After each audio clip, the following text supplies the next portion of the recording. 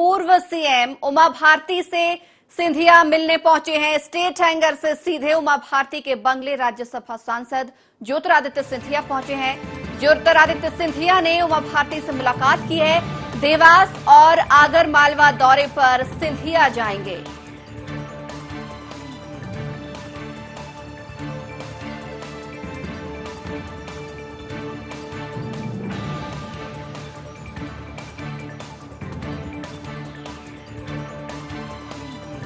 तो बड़ी खबर दिखा रहे हैं हम आपको राजधानी भोपाल से, जहां पर पूर्व सीएम उमा भारती से सिंधिया मुलाकात करने पहुंचे हैं। स्टेट हैंगर से सीधे उमा भारती के बंगले ज्योतिरादित्य सिंधिया पहुंचे हैं। ज्योतिरादित्य सिंधिया ने उमा भारती से मुलाकात की है। देवास और आगर मालवा दौरे पर सिंधिया जाएंगे।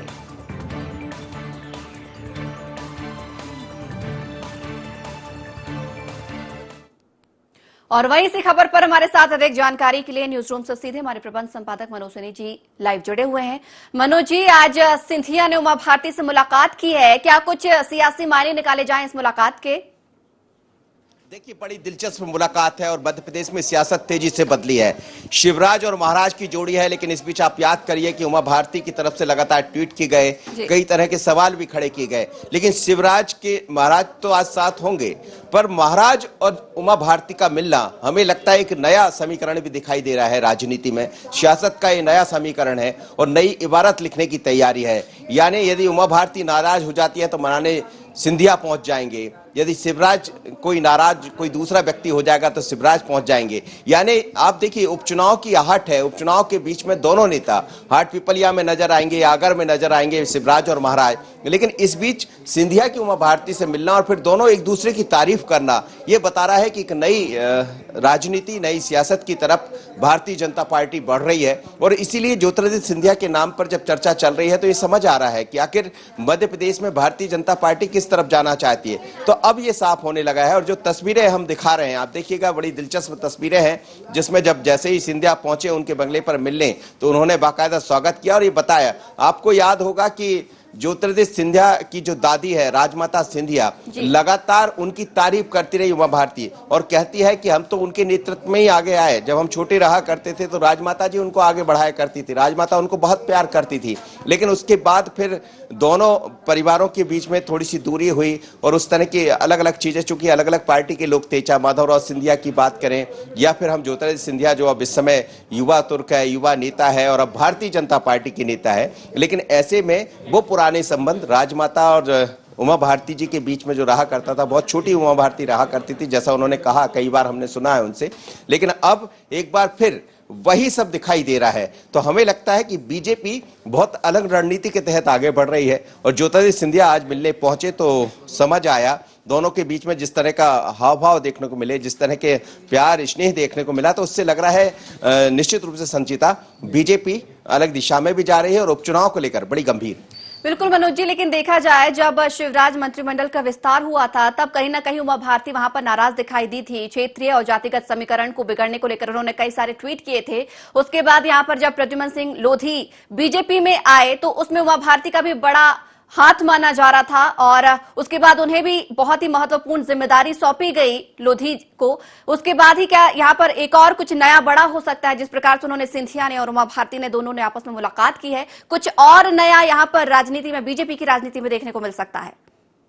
देखिए, निश्चित रूप से हमें लगता है कि मध्य प्रदेश की तरफ भी सिंधिया बने रहेंगे। हालांकि वो इस समय कैबिनेट में मंत्री बनाए जाने की उनकी तैयारी, ऐसी चर्चा गाए बगाए चलती रहती है। और जैसे ही वो राज्यसभा सदस्य बने हैं तो कई दफा ये बातें सामने, आपको याद होगा कुछ दिन पहले इंदल सिंह कंसाना से जब बात की थी तो उन्होंने भी यही कहा था। उसके बाद फिर कुछ और अन्य नेताओं से हमने बात की बीजेपी की, तो उनका भी यही कहना था कि जल्दी महाराज यानी ज्योतिरादित्य सिंधिया केंद्र में नजर आएंगे। लेकिन मध्य प्रदेश से उनका गहरा रिश्ता है।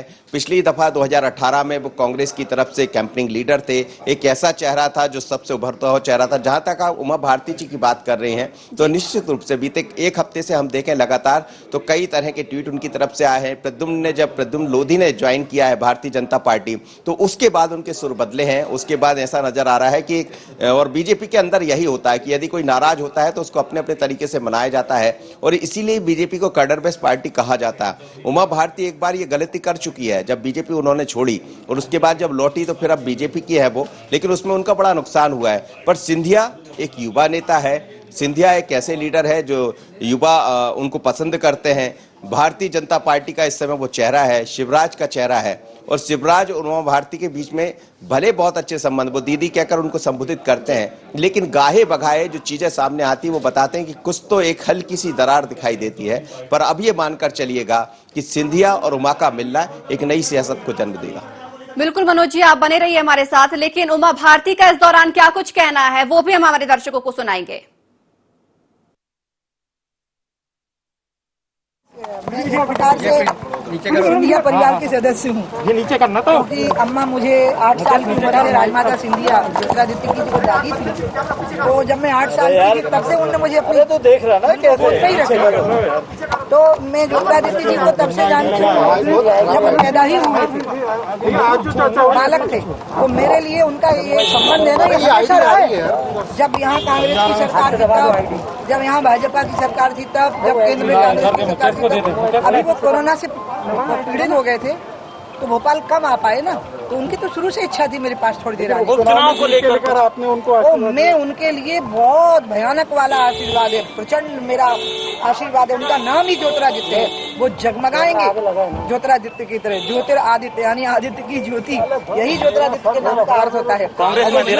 जगमगाएंगे, मध्य प्रदेश में जगमगाएंगे, पूरे देश में जगमगाएंगे। ये सारा संकट सिर्फ राहुल गांधी और उनके खानदान के कारण है, क्योंकि वो इतना अपमान करते हैं नौजवानों का, उनको इतना नीचा दिखाते हैं, उनसे इतनी ईर्ष्या रखते हैं, खुद काम करना नहीं चाहते, मेहनत करना नहीं चाहते हैं, और उनके साथ हैं करने वाले लोग ही सरकार में नहीं, ये वो चाहते हैं। तो तेजस्वी युवा बुद्धिमान नेताओं को बर्दाश्त नहीं कर पाए। उनकी इतनी बेइज्जती कि उनके सामने कोई रास्ता ही नहीं बचा लड़ाई और टकराव लेने का अपने हाथ, क्योंकि राजेश पायलट का बेटा है सचिन, राजेश मेरे भाई जैसे थे हमारे, और राजेश के संबंध बिल्कुल एक कैसे मतलब परिवार के थे कि हमारे उनके बड़े आत्मीय संबंध थे, उसकी माँ से भी और उनके पिताजी से भी। इसलिए मुझे पता है वो कितने स्वाभिमानी परिवार का व्यक्ति था और कैसे वो जी पाया होगा, 1.5 साल कैसे काटा होगा। मैं समझ सकती हूँ कितना अपमान होता है कांग्रेस में।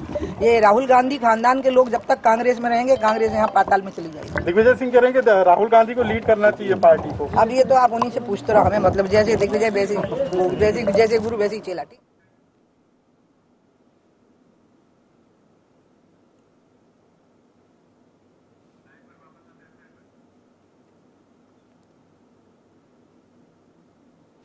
तो लगातार इस खबर पर हमारे साथ हमारे प्रबंध संपादक मनोज सिन्हा जी न्यूज रूम से बने हुए हैं। मनोज जी, यहाँ पर सुना आपने किस तरीके से उमा भारती ने अपनी आत्मीयता जाहिर की है ज्योतिरादित्य सिंधिया के साथ ही, और कहा है कि यहाँ पर वो चाहती है कि प्रचंड बहुमत से ज्योतिरादित्य सिंधिया जीते, केंद्र तक जाए, और यहाँ पर उपचुनाव में भी उनको भारी आशीर्वाद दिया है, और साथ ही उन्होंने इस दौरान कांग्रेस पर भी जमकर निशाना साधा है। देखिए, निश्चित रूप से ज्योतिरादित्य सिंधिया के नाम का भी उन्होंने बखान कर दिया है, नाम का भी बता दिया कि आखिर ज्योतिरादित्य होता क्या है। ज्योति की तरह चमकने वाला सूरज, आदित्य। दरअसल ज्योतिरादित्य में आदित्य छुपा, आदित्य सूर्य को कहते हैं। और आप देखिए, ऐसा ज्योतिर्मय प्रकाश होगा उनका, जैसा उनका कहना था कि मेरा ढेर सारा आशीर्वाद। तो सबसे ज्यादा आशीर्वाद उमा भारती ने ज्योतिरादित्य सिंधिया को दे दिया। आप समझिएगा, लफ्जों को समझने का प्रयास कीजिएगा संचिता।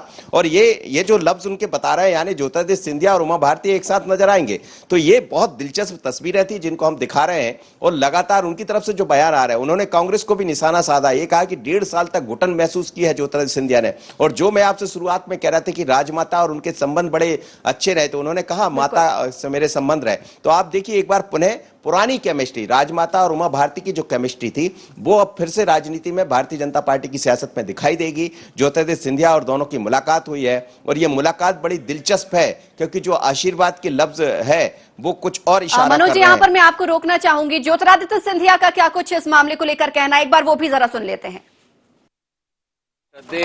उमा भारती जी के साथ मेरा एक पारिवारिक संबंध सदैव रहा है, और आज भाजपा में प्रवेश लेने के बाद मेरा दायित्व बनता है कि मैं उनका आशीर्वाद लूं। पिछले बार जब मैं भोपाल आया था तो बहुत ही व्यस्ततम कार्यक्रम रहे थे, इसलिए इस बार भोपाल आते ही मैं इनके निवास पे पहुंचा हूं इनका आशीर्वाद लेने के लिए। और सदैव उमा भारती जी ने, चाहे मेरी दादी हो, मेरे पूज्य पिताजी हों, सदैव वे साथ रहे हैं और आज उनका आशीर्वाद मुझे प्राप्त हुआ है तो मैं अपने आप को सौभाग्यशाली समझता हूं। कठिनाई क्या है कि आप लोग इस देश को धर्म और जाति में आप तोड़ रहे हो। मैं तो ये कहूंगा कि पूरी प्रदेश की जनता का मोह भंग हो गया है कांग्रेस से, क्योंकि 15 महीनों में जो व्यापार और भ्रष्टाचार की सरकार इन्होंने चलाई, इनको चिंता हो रही है पोर्टफोलियो का विभाजन। जब ये सत्ता में थे 15 वर्ष 15 महीने, तब पूरा भ्रष्टाचार की सरकार चल रही थी वल्लभ भवन से। और मैंने कहा जब पिछले बार मैं आया था भोपाल कि 90 दिन में चुपचाप रहा, क्योंकि पूरे विश्व में और प्रदेश में कोरोना की महामारी का प्रकोप चल रहा था। और 90 दिन आदरणीय कमलनाथ जी और दिग्विजय सिंह जी क्या कर रहे थे? राजनीति की रोटी को सेक रहे थे। एक जनसेवा का कार्य नहीं हुआ। जो 15 महीनों में इन्होंने किया वही कोरोना में भी उन्होंने किया। और आज उनको जवाब देने के लिए मैं मैदान में आ गया हूं।